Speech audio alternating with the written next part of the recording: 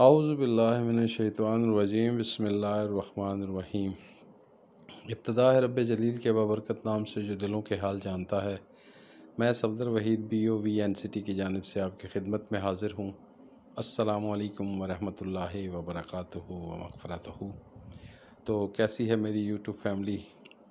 اپنی ایمان کی تمام طاقتوں کے ساتھ مجھے یقین ہے کہ سب ٹھیک ٹھاک ہوں گے۔ اللہ تعالیٰ کا فضل و کرم آپ پر ہوگا اور رمضان کی فضیلتوں سے لطف اندوز ہو رہے ہوں گے۔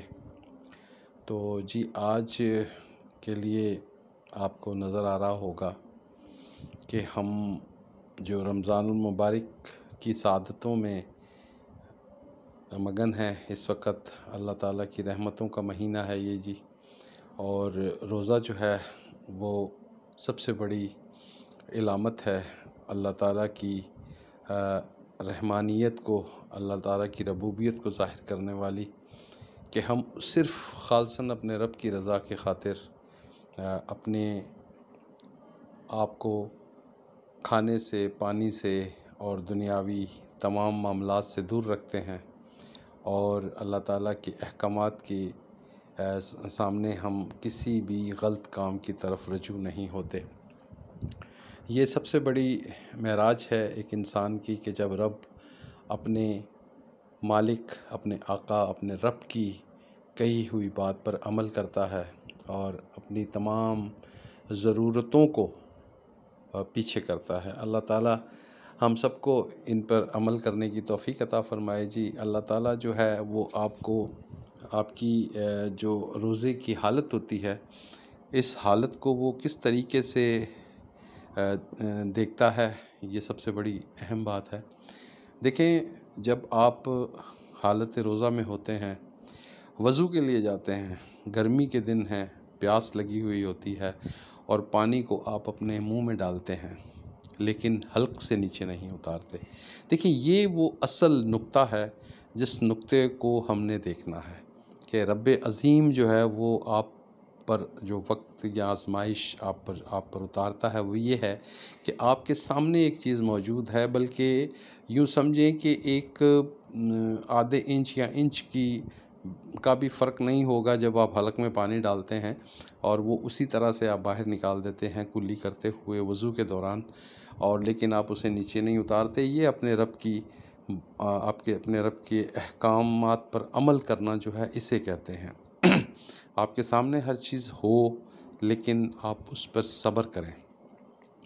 میں نے دیکھا ہے، اور بلکہ میرا اپنا ایک ذاتی تجربہ بھی ہے، کہ جیسے کہ میں نے آپ سے پہلے ذکر کیا کہ میں شوگر کا مریض ہوں، اور بعض اوقات جو ہے وہ اس ڈر سے اور خوف سے کہ پیاس بہت لگتی ہے، بھوک بہت لگتی ہے، منہ سوکھ جاتا ہے، جو ہے وہ شوگر ہائی ہونے کی وجہ سے کافی معاملات بنتے ہیں، اور اس میں نے روزے کو چھوڑ کر بھی دیکھا، لیکن پورا دن پانی پینے اور کھانے کے باوجود بھی مجھے وہ صبر میسر نہیں آیا جو کہ روزہ رکھنے میں مجھے صبر میسر آیا۔ میرے رب نے مجھے اتنا صبر عطا کیا، مجھے پیاس لگنے کے باوجود بھی پیاس محسوس نہیں ہوئی، کھانے کی طلب ہونے کے باوجود بھی میں نے کھانا مجھے نہیں ملا، لیکن میرا وقت بڑے اچھے سے گزرا۔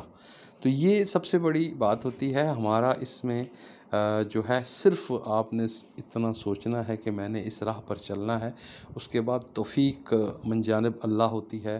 اللہ تعالیٰ آپ کو اس میں ہمت عطا فرماتا ہے، طاقت عطا فرماتا ہے، اور آپ اس جو بھی دورانیہ ہوتا ہے روزے کا، اس کو باحسن طریقے سے اس کو پورا کرتے ہیں۔ یہی رمضان کے علاوہ جو 11 مہینے ہیں، ان 11 مہینوں میں بھی وہی ماہ و سال ہوتے ہیں، وہی ہفتے، وہی دن، وہی مہینے، دن، صبح شام سب وہی ہوتا ہے، اور فجر، ظہر، عصر، مغرب، عشاء سب کچھ وہی ہوتا ہے، لیکن ہم اس کی طرف ذرا کم مائل ہوتے ہیں، اور یہ اس کی سب سے بڑی وجہ یہی ہے کہ ہم ان دنوں میں جو ہے وہ ایک نیت ہم بنا لیتے ہیں، ہم ایک سوچ بنا لیتے ہیں، ہم نے روزہ رکھنا ہے، ہم نے نماز پڑھنی ہے۔ جب آپ روزہ رکھتے ہیں تو پھر نماز بھی پڑھتے ہیں، تراویح بھی پڑھتے ہیں، قرآن پاک کی تلاوت بھی کرتے ہیں، برے کاموں سے بچنے کی کوشش کرتے ہیں، اچھے کام کرنے کی کوشش کرتے ہیں۔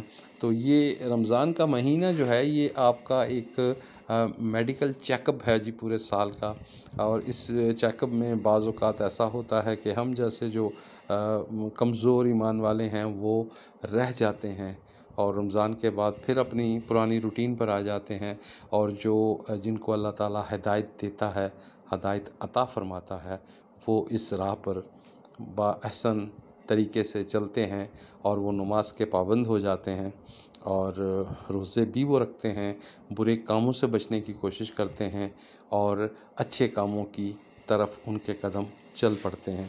تو یہ ایک سمجھے جی ایگزام ہے آپ کا۔ اس ایگزام میں کچھ فیل ہو جاتے ہیں، کچھ فرسٹ آ جاتے ہیں، کچھ مضامین میں کچھ رہ جاتے ہیں، اور کچھ فیل ہو جاتے ہیں۔ تو اللہ تعالیٰ ہمیں اس امتحان میں پاس ہونے کی، بلکہ پہلے نمبر پر آنے کی توفیق عطا فرمائے، ہم فرسٹ گریڈ میں پاس ہوں۔